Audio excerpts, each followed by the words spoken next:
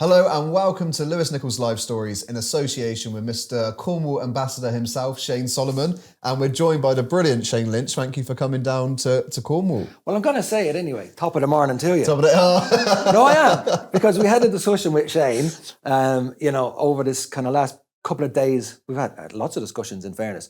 And by the way, Cornwall was amazing. I love it. Thank you for having me here. But we were talking about Irish sayings and top of the morning to you and stuff. And that is genuinely something I say. You say it every day? I generally say that. Okay. Not in the evening, but I generally say top of the morning to you. That's one of the things that come out of my mouth, that I've lived in the UK for 30 years.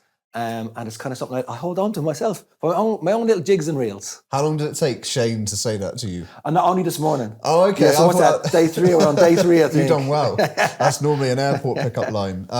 Today we're going to go on a bit of a journey kind of from the very beginning to where you're at now, and there's lots to cover, especially with the recent documentary, which was kind of eye-opening for a lot of people. So let's go back to the beginning with your kind of childhood, because you did grow up around music and most of your siblings are musical. I mean, your two sisters were in Bewitched. Aye. But you weren't necessarily interested in singing as such. You were more sporty. My family in general, my broader family, so mother's side, father's side, are all musicians, all kind of pipe band players, all fiddle players. So genuinely Irish history of music. And not necessarily singers as such. But most of my sisters, 5 sisters, they all were in stage school scenarios. So all did that, what was called Billy Berry at home. So whatever that stage school singing and dancing stuff was. Not me in particular. So my side of music, or where I came into music, is a complete shock to the whole system. Like the whole family, like I was not that guy. So as a young kid growing up, more sporty by all means. And reason for that is very dyslexic throughout that school system. So I had to navigate my way through a system of that I didn't fit in. So schooling was bad for me. Not that I was a bad kid whatsoever. I was actually a reasonably shy individual, quite a quiet kid, not disruptive, but a survivalist, if you want to say, through a system that didn't suit me. So a sportsman I became, and I became a really good one. Like I was the best, track and field, best high jumper, best long jumper, best everything.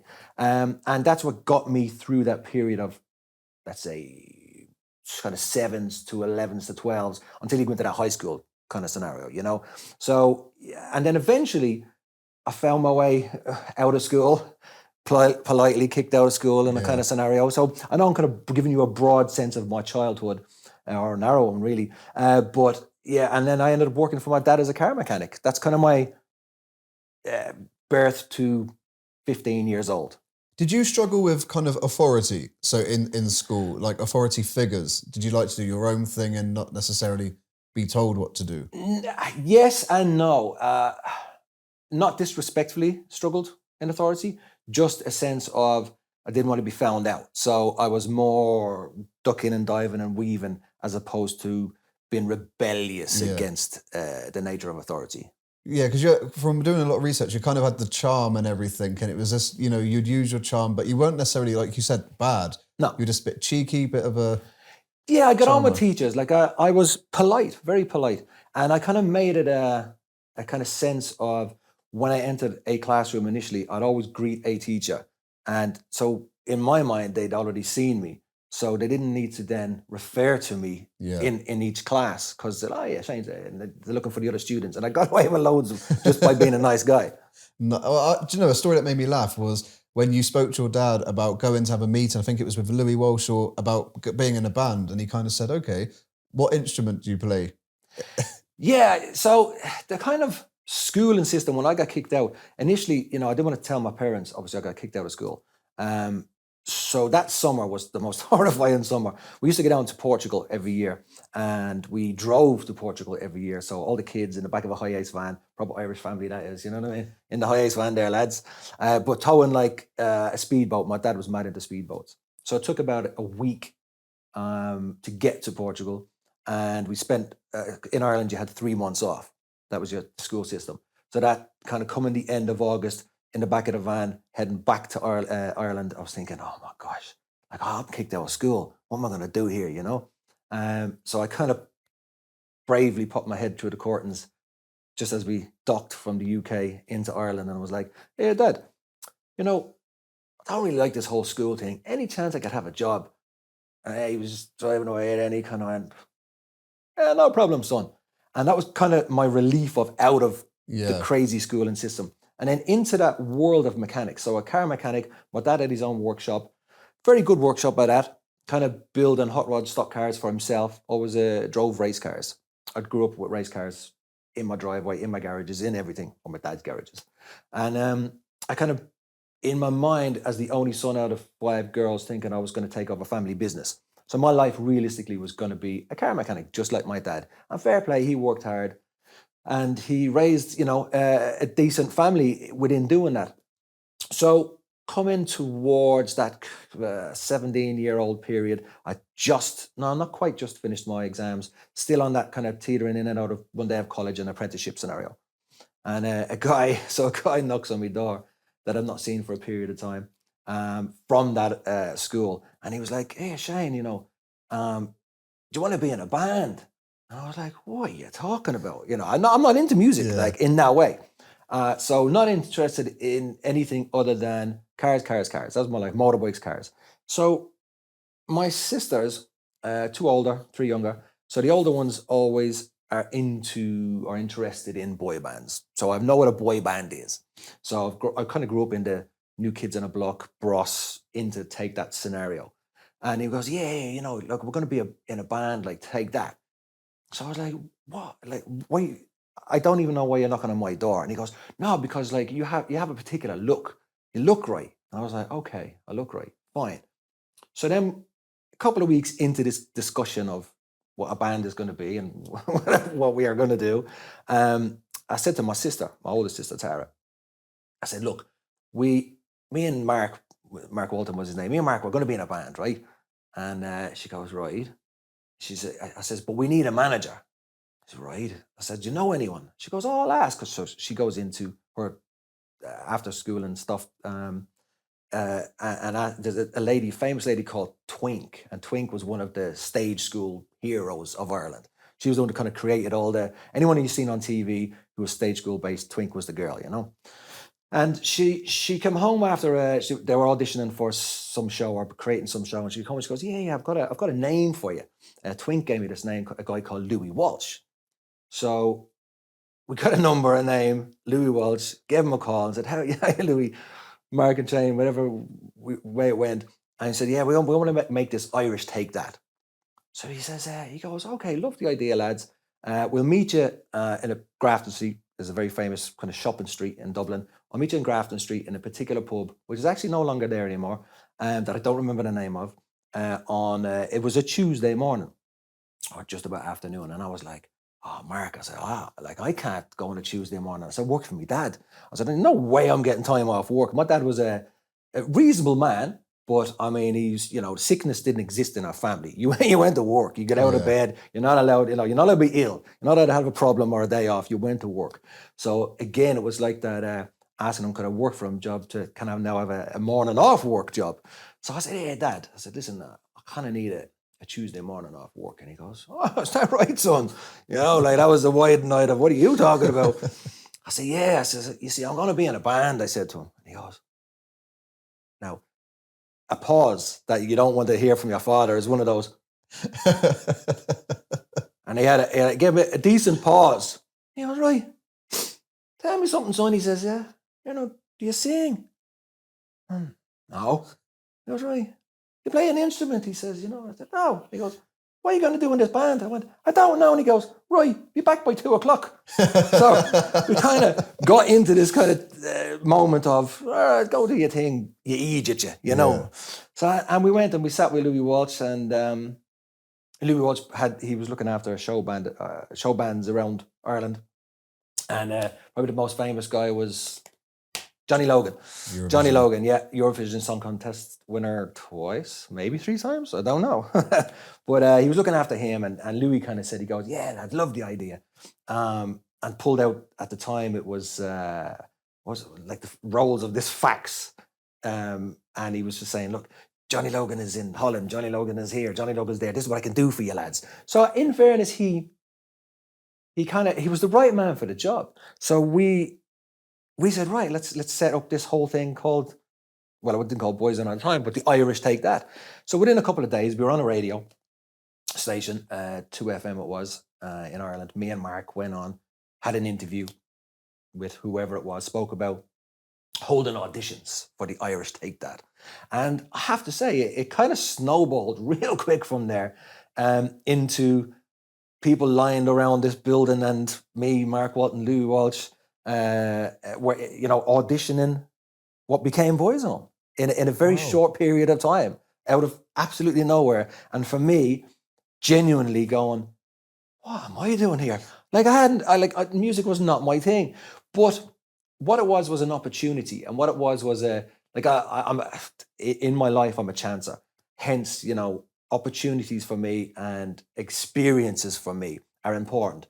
I learn by doing. I don't learn by reading, because it's not my it's not my strength. I learn by physically doing. So I thought, you know what? Yeah, let me give this band thing a go, and because I don't know what it entails. So I was probably the only, or the one non kind of musician in Boyzone as such, because Mikey Graham was singer-songwriter, Rowe was always singing songwriting, Duffy played in different bands, drumming and all that kind of stuff, and Stephen Gately, that was his world. So I was probably the least experienced, let's call the word, but the most driven in a sense of, right, I've got to learn a craft here. The same as any, when I became a car mechanic, and this is how I kind of dealt with it in my mind. When I became a car mechanic, I wasn't the best car mechanic in the world. I had to learn how to use a spanner. So I kind of used Boyzone as my career of apprenticeship of learning how to be an artist, really.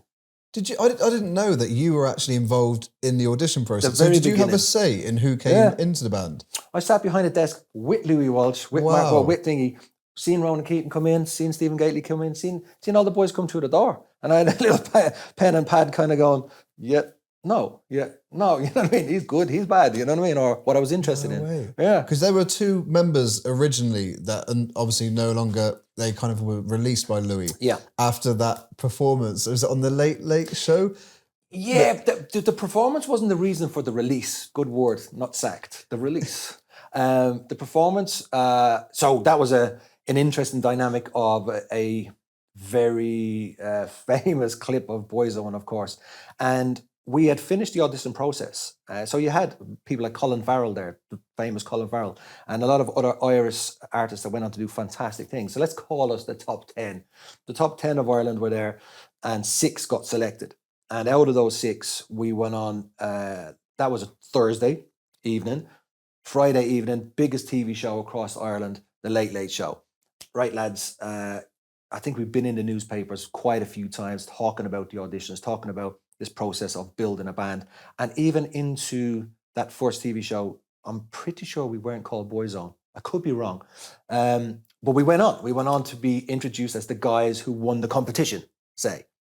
And we're going on to be a band, or rehearse or start to create what a band is meant to be. So when we got to that studio, and the host himself, very famous man, and he kind of had all the power. So no matter what, he had the power. So he said, look, lads, I don't want you to just introduce you to the crowd. I need you to do something on the show. And we're like, we don't even know each other, let alone do something together. So we got this little city dance together, and that's the best of our capabilities we could do. And off we went into this old dance, and then it finished, and that was fine. And then the next day in the papers, it wasn't so great, because I think obviously it was the wrong thing for us to do. But 16, 17, 18 years old, we're on the biggest TV show in Ireland. We technically had made it in one day, from an audition and an idea of a band into being on the telly. And we kind of went away from that, maybe with our tail between our legs a little bit. And because it wasn't good, it was pretty darn bad, but it was so innocent that I look back at that and I've got 2 emotions on that, really. I hate it. I hate that clip where everything inside me. And then I actually really adore it. I adore it because looking at what you can achieve, one of the biggest bands in the world, from one of the worst starts you can have. There's promise in that. There's absolute promise. I loved watching all of your reaction, watching it back on the documentary, because some of you were just like, because it's quite something. I mean, it's awful. The dance moves, the outfits. I mean, That's going to be around forever. But I loved it. Do you keep in touch? Is it Richard and Mark who were? Yeah. Do you keep in touch with them? Have you spoke to them? No, two boys. So Richard Rock, son of a very famous man called Richard Rock in a show band. I mean, they played around Ireland for years and years and years. But Richard and Mark, I don't know, Louis Walsh, again, just came management, let's call them, because Louis had another manager called John Reynolds, who was kind of the money man. Louis was the creative guy. And they kind of called us in one day and said, right, Mark and Richard, you're not working in the band. We kind of done a few photo shoots together. So it wasn't after that TV show. We kind of got into the process of music, got into the visuals of Boyzone, got into the creative side. And the guys, the management decided that these two boys didn't fit with the rest of us. So yeah, pretty much they exited and Mikey Graham came in. And then that was Boyzone as a final. But there's no conversations after the documentary. No one's. Well, it's not there was conversations. It was like we knew there was something going on, and as a band, we kind of went, yeah, we'll all stick together, lads. You know, we're the band. They can't tell us what to do. And as soon as the moment was like, you're out. None of us said a word like that. Nothing, because I'm not going. I'm not getting kicked out. So it was kind of you got to fight for your position at that point. And I think that's why for me, you know, I knew my position wasn't particularly strong, so I had to fight particularly hard for my position. But you know, since the documentary went out, were there conversations with those two previous members? Were they asked to be involved? Don't know. That's a good question, in fairness. And we kind of left Curious as the filmmakers to do their own thing, really. Like you and I, Lewis, I sat. I think we did all in all 20 hours of interviewing, which is a long time. That's a very long time. Over a 2-year period, 20 hours of interviewing. Now, one of the hardest things about that is if you look, I think the only one who, when I say got it wrong, the only one who changed slightly was Keith Duffy, because at one point he's a skinhead, the next point he's got long hair, and his visuals danced around. I kind of tried to stay the same looking for 2 years, same haircut, same everything, because continuity as such is a difficult thing to do, but we were making an important film. I think, so over that creation from Curious, we just gave our story and they put together what they thought was good for the people. I think that's probably the best way to say it. And the only reason I kind of say that is because after the first draft of episode 1, I watched it and I this is how you watch, or this is how I watched anything that's you're in it this way, is you it's like making a music video for the first time. I watched it to see how many times I'm in the music video, how good it looked, and I didn't care about the rest of them. That's kind of what you do. You're like, what do I look like? What am I saying? And how is it? And I don't think throughout the whole thing it really captured me as a character. Yes, I'm answering questions, but it doesn't capture my natural nature. But I'm okay with that because I had to step back and go, right, what are they delivering to what people are watching? So I watched it a few times just to take different perspectives of, take me out of the equation. Is this a good documentary? Mm-hmm. Yes, it was absolutely fantastic. It's one of the best I've seen, one of the most eye-opening, honest and raw, because you don't always get that. A lot of things are kind of held back, but it felt like we were given everything and we're let into your world. Yeah, you were. You absolutely were. And again, going back to Curious, they did that. The narrative they put together was a darker one than we expected. Yeah. Like, it was dark. Some of it was like, it's choking moments at different times for different people and different reasons. But I love the documentary. I think it's fantastic. With Boyzone, you kind of had the image of the bad boy in the band. People were like, he's the bad boy. Do you think that was more the image? Like the clothes, the image, or did you create a character to maybe be less approachable in a sense? Because you were swamped by people all the time. So I read somewhere before you said you had to kind of do what you needed to. Lewis, you're right. What I did was my natural interest in music at the time of up to Boyzone was always hip hop, reggae, all that kind of urban scenario of music. So to come into a boy band, I had to create my own image within that band. And I had to fight hard for that too. Like a lot of the outfits that I wore, I was asked to change my way, change my look, change my everything. And the more they told me to change is, the more I fought for my image.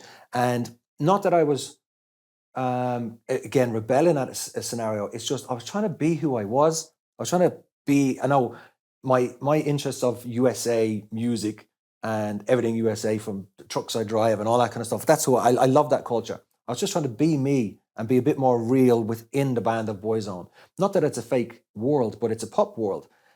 And we are not controlled 100%, but driven in areas to what you should be or what you shouldn't be. And I kind of had a bit of a, no, I don't want to be that. I want to just be me and enjoy me. But then it got so kind of difficult to do that. I had to go extra, I had to be an extrovert to make it happen.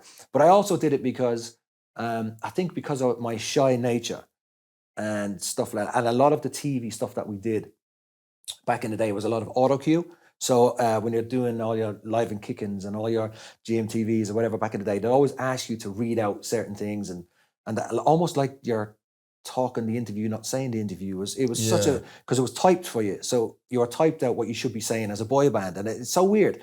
And I couldn't read because I'm dyslexic. So none of that made any sense to me. So it was easier for me to actually say nothing at all. So I think Rona did a song like that.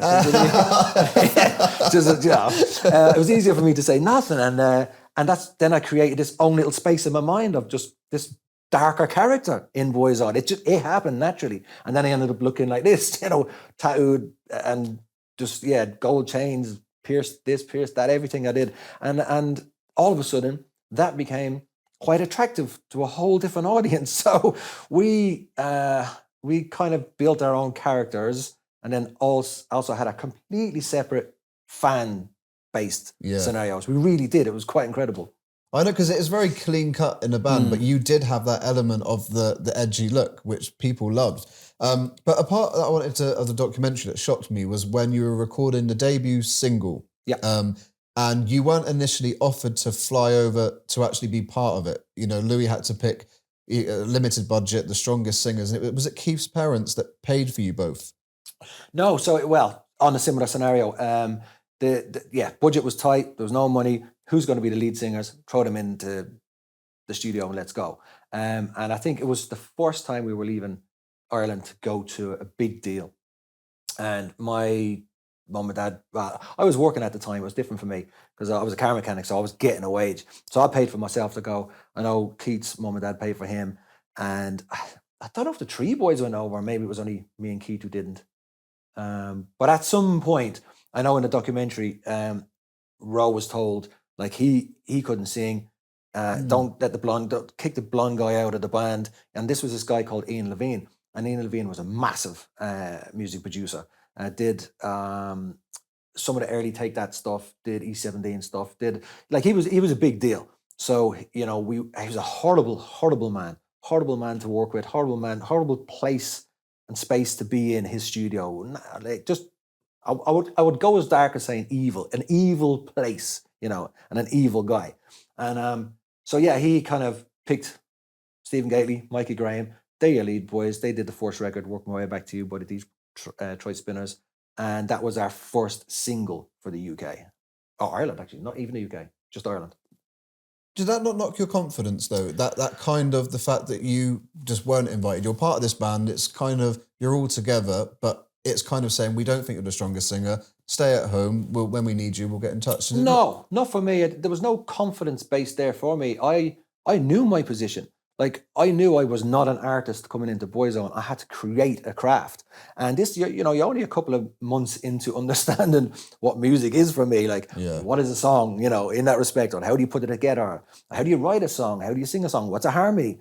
And so from the beginning, I was okay with that. I was like, cool, because it kind of almost favored me in terms of, I don't have to get in the studio in case they go, oh, he can't sing at all. Get rid of him. It was almost like another, great, I'm getting away with it for another couple of months. Yeah. That gives me another couple of months to study, to get better.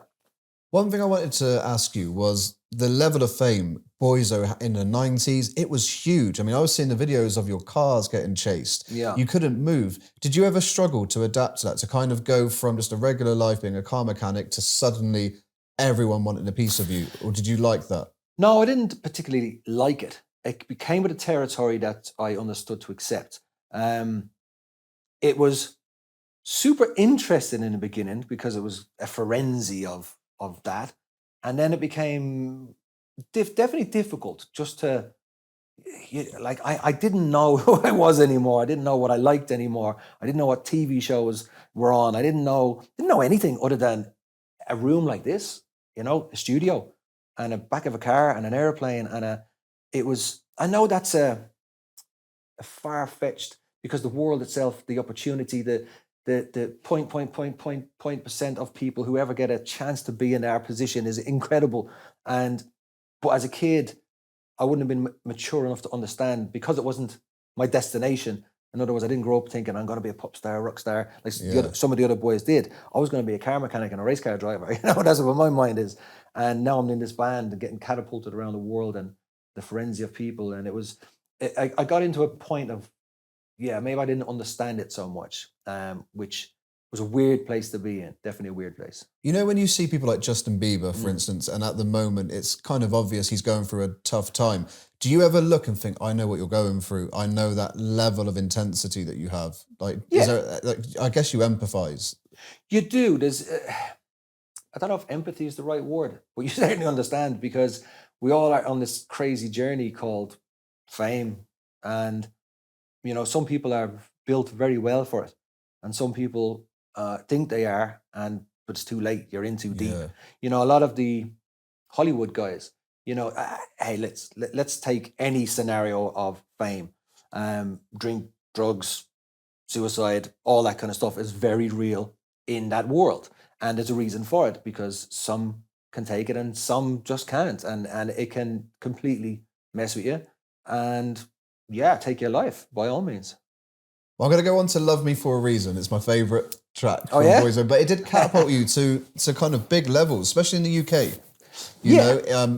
as a kind of a hit single. Getting a chart success, in the 90s, you had to go out and buy that record. It wasn't like a stream Yeah. like it is now. So it was completely different. And you sold so many of those. So when the chart success came and you were mainstream in the UK, obviously that's when life changed for you as a band. Did you enjoy that aspect, knowing that your songs were getting to number one? It was a scary time too, because every record you have to prove yourself. And every record was a big deal to the record company, and every record there was a million spent on it. Like back in the day, to make a music video costs hundreds of thousands of pounds, hundreds. And I don't, honestly, it didn't need to be like that. It's just that's what was charged. The producers cost thousands of pounds per track. Forget the album, just for one record. The money spent was ridiculous, absolutely ridiculous. And I think that pressure of that was kind of obviously fell on your shoulders because you're the band. But when it came to Love Me For A Reason, that was our first breakthrough into the UK, that we knew we'd kind of made it. Smash Hits was the biggest pop magazine at the time. Smash Hits Poll Winners Party was the biggest pop TV show at the time. And if you got onto that, you technically were. You made it. You're there, man. You're on Smash Hits. And we got onto the Smash Hits tour. It was called, what was it called now? Battle of the Bands. That's what it was. Battle of the Bands, Smash Hits tour, was a section and you got to tour the arenas. Of course, that's the first time you got on a tour bus with all the other acts, got to all the arenas, and it was, what a amazing. That's probably the best time in music I had, actually. Early doors of just hanging out with actual pop stars when we're trying to get to be pop stars. And the Battle of the Bands was three acts up against each other, and you had these leaflets that were on all the chairs across the arena, and the bins were at the back. So the people that put the leaflets into the bins, who the band they thought was the best out of the three acts who won on that evening. And then in the end of the whole tour, whoever won the whole tour goes to get live on the Smash Hits Poll Winners Party. So we were doing pretty well throughout the tour, and then we got a phone call to say, lads, you didn't win. You didn't win on the arena scenario. I'm like, how? Like, how? Because our bins were overflowing. Like, how does this even happen?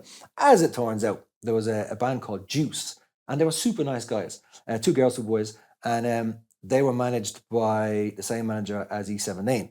And E17's manager said, if Juice don't win, you're not getting E17 to play on the poll winners party. You're not having them. So obviously there was you didn't win.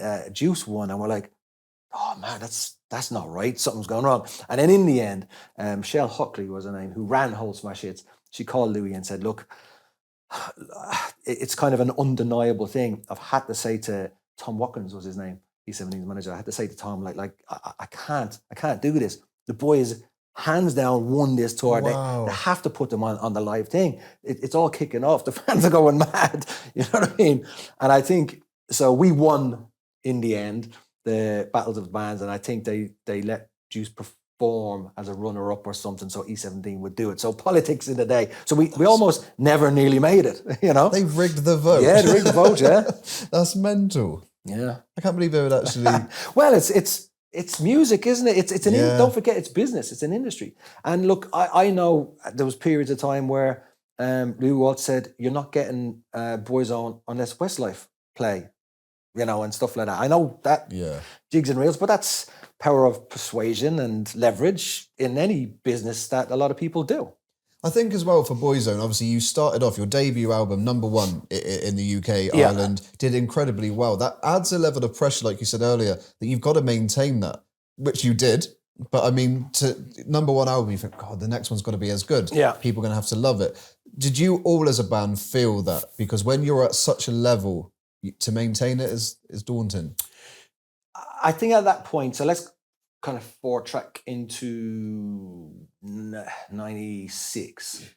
Kind of 96 heading into 97, that second album scenario, #1s are coming from that album.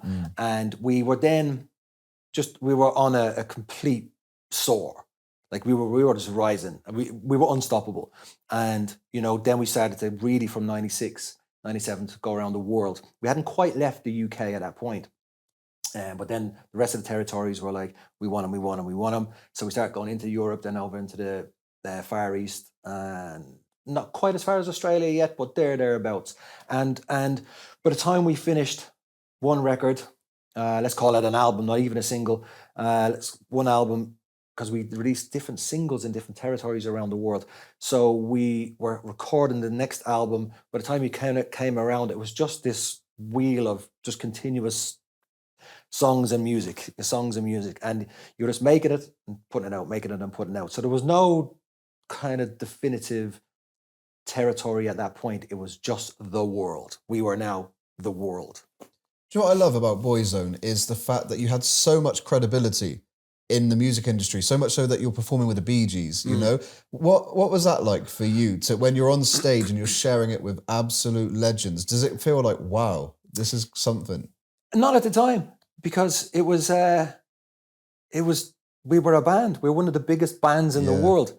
So of course we're going to share with the Bee Gees. We were doing their record. Like they invited us on. Like what an honor, of course. What an honor. But you know, we shared the stage with Pavarotti, we shared the stage with Joe Cocker, with Madonna, with Kylie, we didn't share a stage with Michael, as in Jackson, but he came to one of our gigs. And you know, these were now our associates, let's call them. We were in the associated world of celebrities and musicians. Do you reflect more now? Do you look back and think, wow, what a time, like as you've kind of time's gone on, you've got a little bit older, do you reflect more and enjoy what you did? I'm delighted we did the documentary because I got to learn what we actually did, even myself. I know I lived the journey. I know I was there in the flesh, although I don't remember a lot of it. So a lot of the stuff in the documentary, when they'd show me clips of newspapers or clips of the actual thing happening, and I have no recollection or brain function to say I was there. No image, knowing. I cannot picture that in my brain. You didn't show me that on the screen, I would have told you I never did that. And that came through because so many of you, Keith, you were watching stuff back and you could see that it was kind of like, wow, we did that. Yeah, but no idea. Do not have a memory of that whatsoever in lots of scenarios. What I loved was the intensity, the raw, and the fact that everything was so open. And it goes to when Ronan went solo. You know, he kind of did his own thing, released music. Was that something that he spoke to you about and said, look, guys, I'm releasing brand new music. I'm going to take a little bit of a break, or did it just happen? No, it happened. And it happened rightly enough because we were tired and Ro had a different drive. And, you know, when he was in the studio and I had a day off, I was happy with my day off. But he wanted more all the time. And his work ethic as a human being, I don't know how he does it. I promise you, that man is the hardest working man in the world that I know. Like, he's on a plane every other day. So his time in terms of country associations, TV shows, concerts, what he does, jet lag. He's an operator of unbelievable magnitude. I could not do it. I do not have the stamina, and I do not have the want to do it. Yeah. But he always wanted to be one of the biggest artists in the world, and he's still driven. He's still like that today. And I didn't know he managed Westlife with Louis. That's something that I learned from a documentary. He was like a 50% manager. Look, let's take it back into the whole the whole thing of leverage, and to get Boyzone, to be a support act on a Boyzone tour, record companies would pay a significant amount of money to achieve that slot. So obviously Louis Walsh didn't want to pay us to get Westlife on, so he convinced Ronan to be a part of management. So we kind of had no say in the matter. Yeah. So let's call it £1 million, right? Just for the sake of it, £1 million to buy that slot. You know, Louis didn't have to pay Boyzone and himself, whatever you're in that weird triangle works out, the money to do that. So they got on for free, and they got on for all that kind of stuff. Yeah. Do you know Louis? We spoke briefly before we came on. Louis Walsh. In the documentary, there's a lot of headlines. He didn't come across as well in the documentary. And there were various things. You know, there were reports that he would make up stories, leak it to the press to get you guys in the public eye, get you kind of talked about. But it didn't come across in this day and age very well. You know, and he was so open about it. And he's like, yeah, of course I did. You know, he's so brash. What are your thoughts on that? He did a great job. He did a great job of making Boyzone, who, as famous as we are. And I don't have a problem with the way he operated. I think he doesn't do himself any favors, not on his honesty, because that's Louis Walsh. He says what he wants to say, and he always says what he wanted to say about Boyzone, individuals from Boyzone. Him and Ro very famously fell out, and he has no filter when he says stuff. So in his own, in his own reality check, perhaps, his lack of filter fell upon himself instead of somebody else. And for the first time, maybe, that the rest of the world saw that, oh, he's not a nice guy, but he actually is a nice guy. I thought he's not a nice guy. What he did was correct to create what we create. I love that man to pieces. I have zero problems with him. Regardless of what he has to say about me to anybody else, I think he's a great guy. And I think he created some big bands around the world, and it's a difficult industry to even navigate to do that. So he did a good job.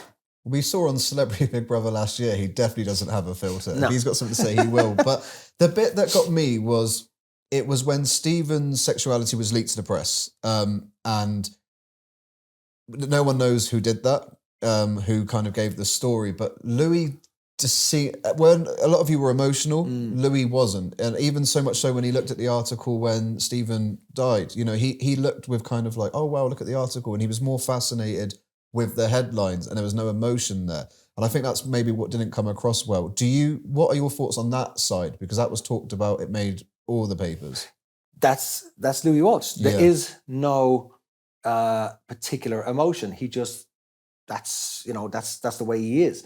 And I don't think he was right or wrong in that scenario. I just think as the clips fell on the TV screen, the way it fell for him was insensitive to a point. And I guess, people took that to be he's not a nice guy. But I just think it was maybe a little unfair for him, on him, the way it was put together. But he said they got the front page, with a delight, a smile in a scenario that wasn't very nice. So again, it's his own doing.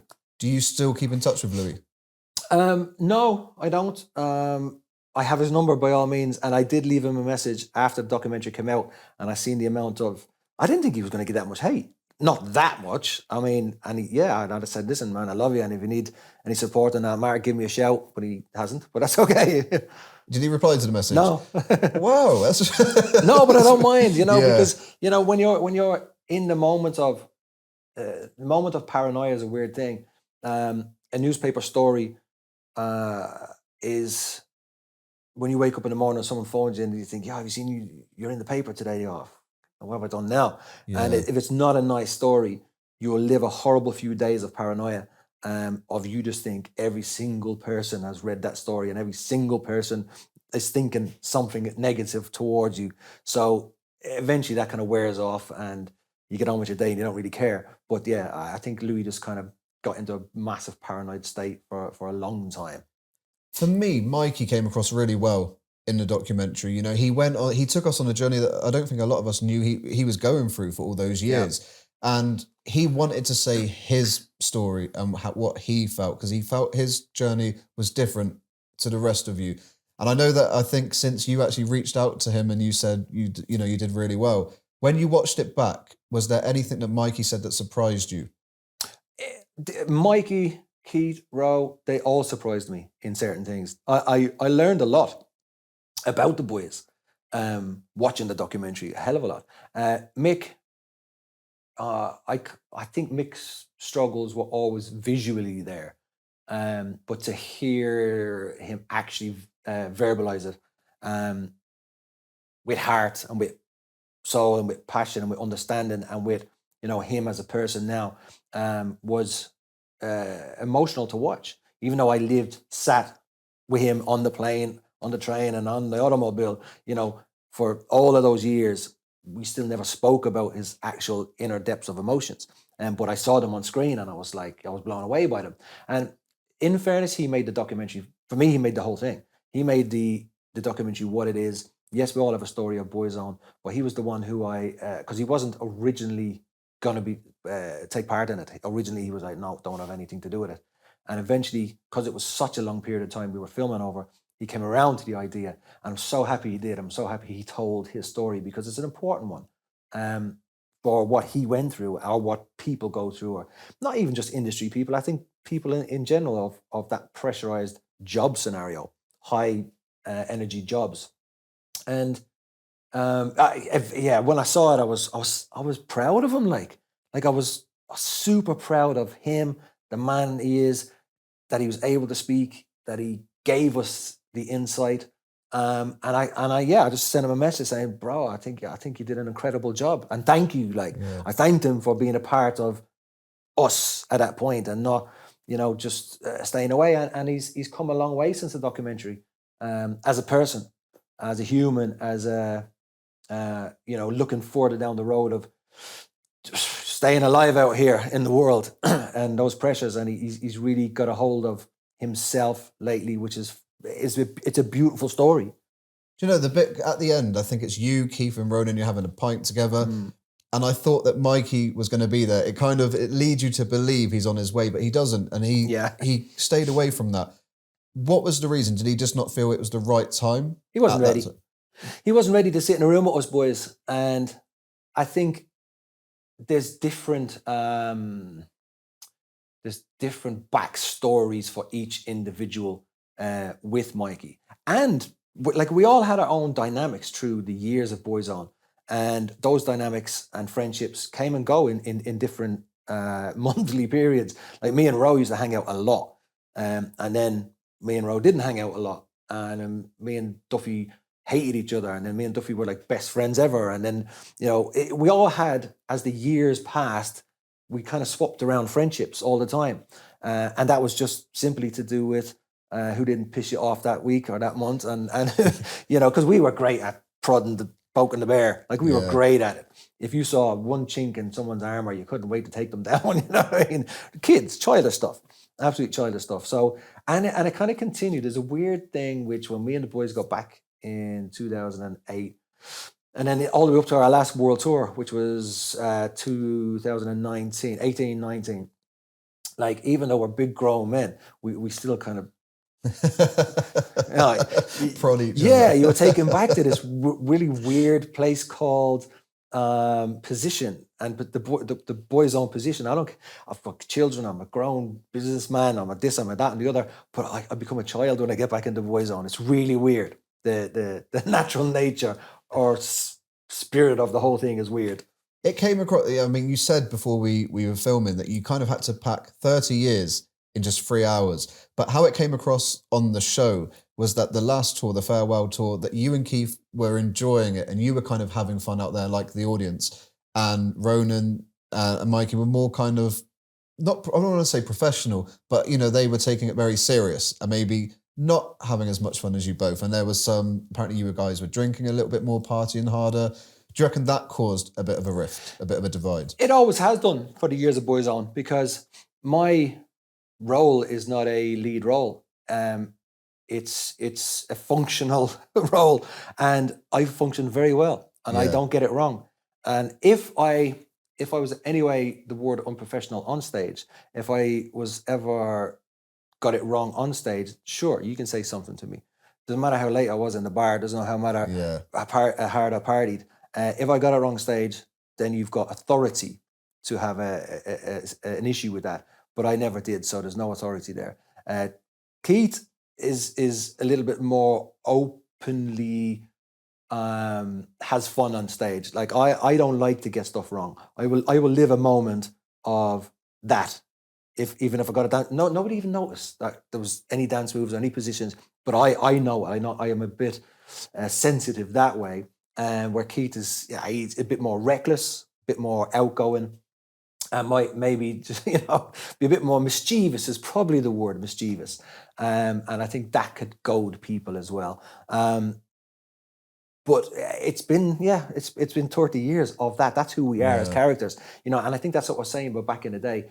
You're kind of driven to be a different person, but no, you have to be allowed to be you, whatever that is. So yes, you can be reprimanded if you get it wrong, but if you don't, then don't bother me. I've got to talk about, obviously, Stephen Gately, an incredibly talented man. And I don't think anyone, we were saying today, will watch this documentary without crying. I mean, I did. And it was just horrific, when losing a brother, I think you said in the documentary. So go back to that moment when you got the call to say that Stephen had sadly died. Like, you must have just been in shock. Steo's, he and I were super close at that point. He was probably one of my best friends, absolutely in the world. He had moved to London. He was about to be the godfather of my first child and all that kind of stuff. So we were super close. And I think when I got the phone call, I was in Ireland at the time. I was drifting in a competition that weekend, and I got a call. It was from Row, and I couldn't quite hear him because I was in the bar. It was like 11 o'clock at night, and Row doesn't call you for any reason, really. It's generally, he'll call me if he's looking for me to find him a car to buy and stuff like that, but not 11 o'clock at night. So, and as I could hear Row on the phone, and I couldn't quite make out what he was saying, and eventually I kind of left the bar area to a quieter area, and as he was repeating, Steo's gone, I was like, what are you talking about? He goes, yes, Steo died. So it was more of a survival moment, feeling for me, because Row was so upset. I was like, okay, dude, where are you? It was always like, I almost felt like a friend was in trouble more than I heard sad news. I just felt like, right, how do I get to you? Where are you? Who knows what's happening? And within a couple of hours, funny enough, one of my best school pals was actually driving Keith Duffy. I was just outside of Dublin. One of my best pals was driving Keith Duffy and his wife and their friends into a party into town. He got the call. Then Mikey was in Dublin somewhere, so they spun around, picked up Mikey, came out to the hotel I was staying in, picked me up, and we went back to Keith's house. And I think Row was in the UK. Then we got on a plane next morning, flew to my house. all met there, and then we took a jet over to Spain. And you know, it was a surreal time. Like, you know, Stio was the life and soul of a lot of things, and he loved life. Like he adored being who he was. And yeah, I think it took me quite some time to really for it to sink in, or to actually realize, geez, we good pals not here anymore. And maybe like a couple of years of just not with the word acceptance, but just living with a moment of uncertainty, maybe. Um, but yeah, you know, I miss him dearly. And what I think that's one of the things when me and the boys get back together is really we talk nothing but great things about Steo. And it's the only time I really talk about Steo is when I'm with the boys, because the life we lived and his character within Boyzone, he was the funniest guy. So it allows us to really laugh about him and, you know, enjoy our time when he was alive. So that's why I think Boyzone is still always super important. No matter how much we batter each other and kill each other and say bad things about each other, you know, I think we'll always have a moment to just respect that time of because it doesn't exist outside of Boyzone, the love of Steel. Yeah. And you stayed with him, didn't you, in the church, all of the Boyzone boys. And kind of, you were talking about that, there were posters up, you were sharing stories, and actually something that you would imagine to be a really sad time. Actually, you were having laughs over stories and, you know, something that you wouldn't imagine to happen. Yeah, the church he was, the funeral was to be in the next day, which is in his home area called Sheriff Street, where he grew up. And the priest allowed us to kind of stay in the church. We had our kind of sleeping bags and our rolled up pillows and stuff. And yes, glasses of wine, hanging out around the altar, you know, with Steo. And his mum asked us to do that because Steo always hated the dark. She goes, oh, you know, would you stay with him? You know, and we were like, yeah, that's the crack. And the priest was like, no problem, lads. Just don't tell anyone. Obviously, the world knows that now, you know. But we had such a great night. Yeah, we laughed, we cried. And one night, at one point of the night, there was a knock on the door, and it was what's his name? My God, forgive me for getting his name. A famous Irish singer came in with fish and chips for us and stuff like that, and hung out and had the crack with us for a while. Daniel O'Donnell. Forgive me for getting that. So Daniel O'Donnell is a big Irish singer, like kind of not folk, but Ireland loved Daniel O'Donnell. So yeah, he came in and gave us fish and chips and hung out for a little bit. And so yeah, it was a magical night. You know, in a lot of the stories of that and many dynamics, it's a mega movie. Like, it's an absolutely mega movie. And you know, one day I'd love to see it on the big screen. Not Boyzone the movie. I don't ever think it should be that. It's about 5 lads from Dublin who made it in the world. Yeah. You know, came out of a scenario in many dynamics of life and made it in the world. But in that world of making it, there's a lot of, you know, upset, and there's a crazy dark story there, but also it's very magical. It's very Hollywood, actually. It's great because you kind of adapt to any situation. You know, you kind of said earlier in the interview that you were in there thinking, I shouldn't really be here, but actually you put the work in, you take it seriously, and like that's why you probably, when you were saying about dance routines, you're so focused on it because you do care, you've got the passion. No, I cared deeply about Boyzone. Yeah. I just don't care about music, you know, and music is not my thing. It's not something I'm into. It's not something I even listen to. I don't listen to music. I know that's a mad thing to say, but I don't. I listen to fellowship music, praise and worship music. Like in my car, there's a couple of radio stations which are like Christian-based radio stations, and that's what keeps me motivated through the day. Secular music just does not do it for me at all. I'm just not into it. Sometimes I think music is such brain food, I think, and music can be triggering for a reason, from be it love songs or be it rave songs or dance songs or whatever the case may be. There's emotions in music, and a lot of the secular stuff doesn't give me good emotions. Yeah. So I steer away from it. So I more go with praise and worship music, and I feed my body with greatness. Well, music aside, you also had huge success with motor racing as well. And that's something I didn't really know until reading the book. That's a big love of yours, and you actually have done very well. So talk us through that kind of period, and kind of, was that your living at that time? Late 90s. So the band was, we were super busy, but we had taken a period of time off, and it was about '98. There's a car show which still goes on this year called the Autosport Show, which is in Birmingham, and it's probably one of the biggest car shows that's been going on forever in the UK.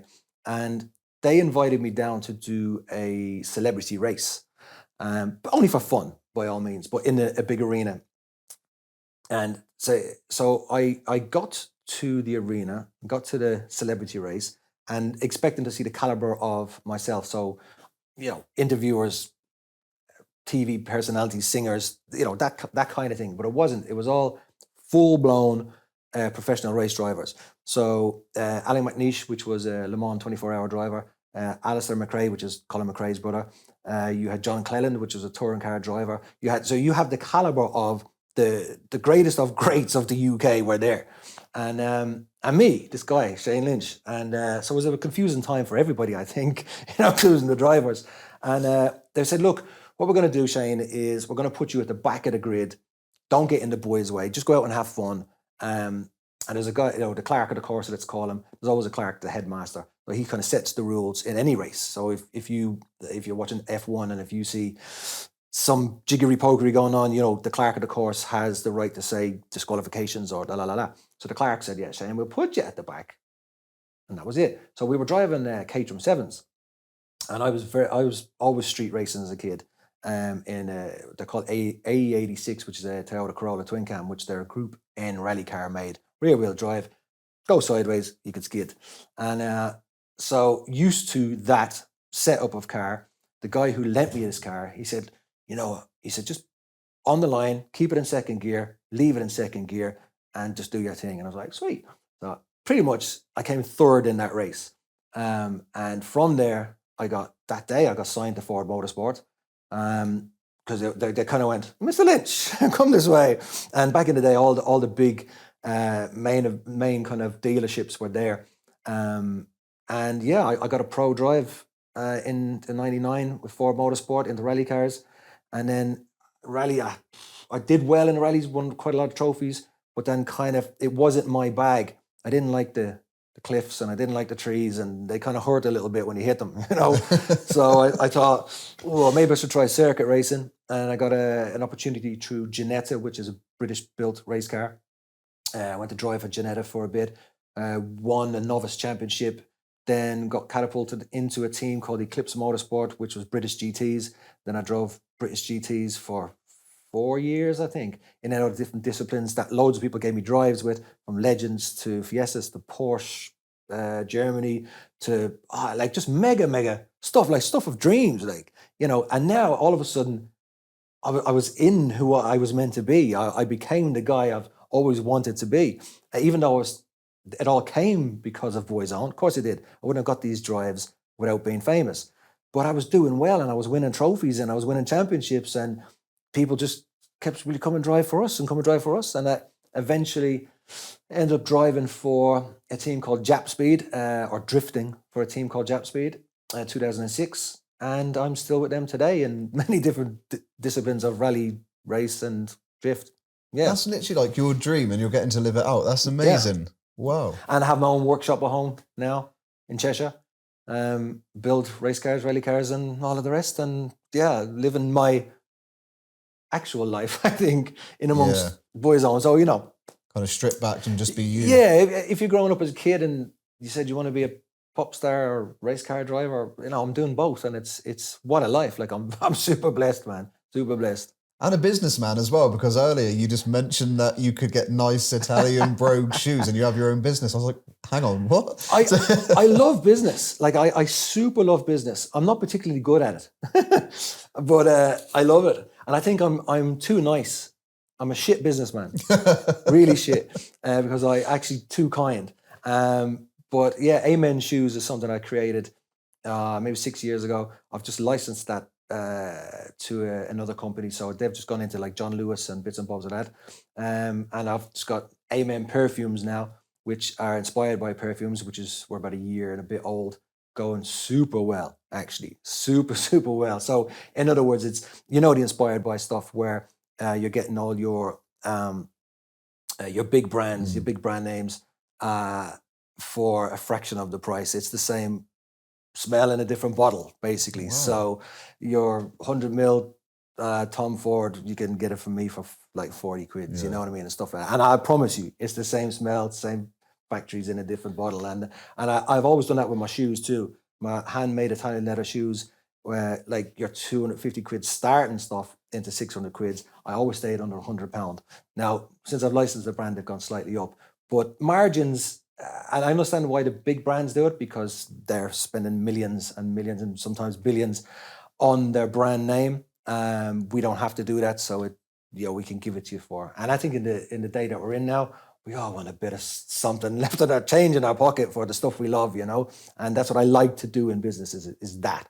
You should have brought a suitcase with you. We sell it to the audience afterwards, mate. Right, listen, we're all online anyway, so let's go.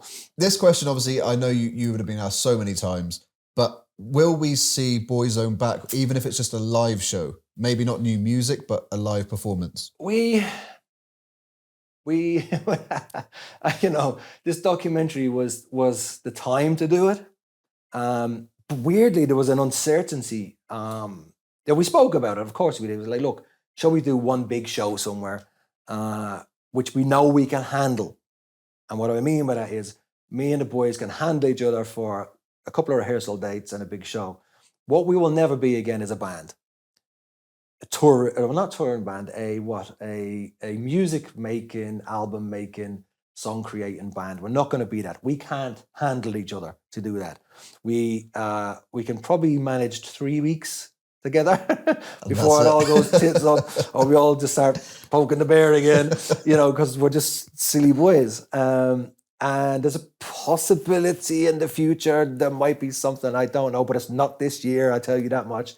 But I've always had something in my mind, and I've said it to Duffy for years and years. So I think we haven't played, by the time we get there, it'd be 7 years by the time we'd been together. But I love the saying, like top of the morning to you, 33 and a third. And that's something which a lot of me growing up as an Irishman coming to the UK, a lot of people are like, 33 and a third, they say it to you as an Irish thing. And I've always looked at the opportunity to have 33 and a tour as Boyzone. Ooh. And that's next year. And that's something I keep saying to the boys, we've got one chance at it. The only people who can create that after us is Westlife. U2, it's gone. They can't have that. And after Westlife, it's what them guys called? It'll come to me. Anyway, there's not many people who can own the saying 33 in a tour. So hopefully 2026. And if that passes by, well, that's gone. Who's more with you on this? Is there someone that's like fully with you and maybe some that are not? We're all talking to each other, but it's, do we have the time? Yeah. Do we make the time? I think it's super important because of the response from the documentary, which, it was Sky's biggest ever watched doc, since Sky began. So we know it was massive. Yeah. So the response from that is we should, and I think, would it be an injustice, not to us, but to everybody else, not to do it? I think it would be an injustice, and I kind of think it's an after show party, and everybody's invited. That's the way I see it. It's a tour. It's a fun thing. It's let's all get together and just go. Not dead serious about it. Just great songs, great moments with the crowd, great participation, great, just smiles on faces, because Boyzone were that band. We're a people's band. I've always believed that. I've always believed, music for me and being a part of Boyzone was never about me. It was about the creation of memories for everybody else. It was about those first dances. It was about those moments in hospital that people got through, those childhood moments that pulled them through. Weddings, funerals. Our records were played at the most important times of people's lives, and I'd love to give them that back and enjoy it with them. What you've just said, can you voice note that to every other member? And then I think that's persuasive enough for them to do it, because I don't think they can say no. One thing I wanted to ask you about, you also did Celebrity Big Brother, a show I never thought I would see you on. What made you say yes? I have done a number of shows over the years. The the very first one I ever did was the games, because I felt like I was an athlete. I won the games. Then into that kind of just delved into different ideas of what the TV world is. I think one of the biggest problems with the TV world for me is I'm not a presenter, couldn't do it. I love being interviewed. I enjoy conversation. But to be a presenter, you massively go off auto cue. So that's out the door for me. I can't do it. So I have to find those narratives of shows which I think I'll be good at. And Big Brother was just one of the, like I've done MasterChef and I've done fishing shows and all sorts of shows. But Big Brother was one I thought, this is my last show I'm ever doing in the industry. Like I wanted out of the industry completely. Hence all the business startups that I've done and some are doing pretty well. In all from barbershops to shoes to clothing stores to import companies for like engines and stuff like that. So I do a lot, and I've decided the industry's not for me anymore. And Big Brother was, I thought I could tackle it and tackle it well, you know what I mean? And it was one of the difficult shows, most difficult I've ever done in my life. It was horrible. In what way? Torture, absolute torture. So as a show, I promise you this, like it is 24-hour lights, camera, action. And I dealt with it like a live interview every second of it. And that's how in my mind, that's how you had to. So I was switched on for 24 hours for a month. And that was tough. Where a lot of people just kind of get flippant about it. Not that I had stuff to be flippant about. I think I'm a reasonable character to deal with, but it kind of broke me a little bit. Like they genuinely send you, until the lights go off, you can't sleep. So you're not allowed to sleep in this house. And they decide when the lights go off. There's no clocks in there, so you don't know what time it is. So the lights could go off at 2 a.m., but you don't know it's 2 a.m. But then they can call you out of your bed to do your interviews. Wow. So when you go into that diary room, Yeah. that could be 4 a.m. in the morning when everyone else is sleeping and you're in there and they're asking you questions and your head is a little bit fried. And, that's when the emotions really start to get to you because it's actually a torture in there. I think that I had tonsillitis. I went in and I was like, oh, gosh, I don't feel good. And I was sharing a bed with, his name was Shane as well, actually. Caught in the act, he was like a drag act. Oh, yeah. Lovely fella. And I remember waking up and I was wringing wet with sweat. So the fever pumping out of me. And I thought, oh no. I was a regular tonsillitis guy, 3 times a year guy. You know what I mean? They're out now, by the way. But I remember waking up thinking, right, I'm sick. So I said to Big Brother, yeah, look, I'd like to see a doctor. And they were like, you'll be all right. 3 days before I saw a doctor. And I couldn't even talk, couldn't even speak. And eventually the doctor came and had a look at my throat and she kind of went, oh, had that moment of, oh, that's bad, but I knew it was bad. And then in amongst doing that, they had a night of entertainment. So I had to sing a No Matter What song. So I couldn't even talk, you know what I mean? And then eventually they gave me antibiotics. And so they don't really take care of you in there. I've honestly thought the opposite. That's wow. No, like when you don't get any food, you don't get any food. When they take things off you, it's cold showers, it's cold showers. Like that's it. It's a torturous place. Did you give Louis Walsh any tips before he went in? No, he won't speak to me. What's next for you now? What projects are you working on? What's kind of coming up that you can tell us about? Do you know what? I guess the best thing to probably say is my perfume range at the moment, or the Inspired By stuff. We've probably got 80 plus global smells that everyone knows. Into our candle range, into our diffuser range, into our soaps, bath soaps and bombs and stuff. So I'm kind of growing that now at the moment. And race car side of things, I'm still driving Monster Energy. I've done for over 10 years, 11 years, 13 years. So rallying a little bit this year, drifting a bit this year. And I think that's about it. I don't know what else I'm building this year. But I'm an opportunity man, and if a door opens, I'll have a look through it and go, ooh, if I think I can do it, I'll give it a go. I think you're going to be sat on the Dragon's Den panel next year. You've got a lot of businesses. Yeah, I enjoy business, but always in partnerships.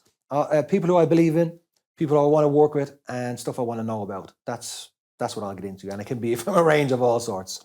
Well, Shane, I can't thank you enough for coming all the way from Manchester to come to Cornwall. Thank you for coming on the show. And hold on, we're not exiting yet, and I'll tell you why. Now, I just want to talk about Cornwall, and I want to talk about, before we finish this interview, like how amazing it's been. The Cornwall Hotel that's put us up, like super nice staff. I've got in my pocket, right? I've got the card from the cab company, right? Regan, beautiful girl, right? I had a great chat with her last night. A father and daughter business, and I thought, God, out there working hard, local people, you know, looking after you guys, and what you guys are doing is incredible for the Cornwall community. Is, you know, you're bringing us familiar faces to talk about your town and places, and it's super incredible. I've never spent time here other than in and out, and for the last 2 days I've had the best couple of days. I went to where'd I go, Shane? The Aqua Club. Yes. The Aqua Club. You're going to the Eden Project today. Going to Eden tonight. I went to Dr. Assels yesterday, got a little facial, and, you know, everyone's super kind, super nice, you know, looking after us. And I just, you know, thank you, Cornwall. Thank you. And you're doing a zip line as well today. Doing a zip line. And I'm assuming you're aware about the show and finish it, yeah? Is what, sorry? You're finishing the show now, is that it? Yeah. I have one last request to play us out, because, you know, let's play it out with a song. Can we play it out with a song? Yeah. Of course. So, what's the song, Shane? I want to hear the Air Ambulance song to play us out. Go on, Shane. Give us a performance. Even play it over the beat. You like the Cornwall My Home? Cornwall My Home. We're going to play you out with Cornwall My Home, and that's it. Give a big round of applause to Shane, everyone. Thank you so much.